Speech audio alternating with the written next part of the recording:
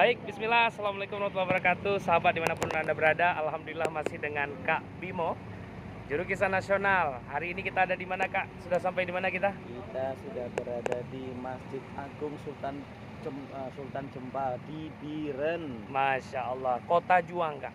Nah, jadi Biren ini dikenal dengan Kota Juang. Kita akan hendak kemana nih, Kak? Kita segera meluncur ke bener-bener meriah. Bener-bener meriah, insya Allah ya.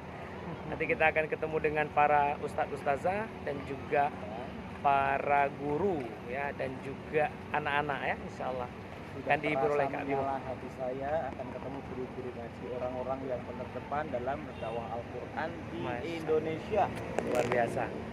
Satu pesan buat guru ngaji, Kak, dan juga semua guru-guru ya, tokoh pendidikan tentunya. Apa nih, Kak, pesannya?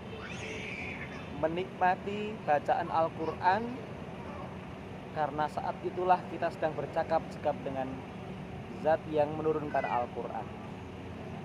Wow, keren.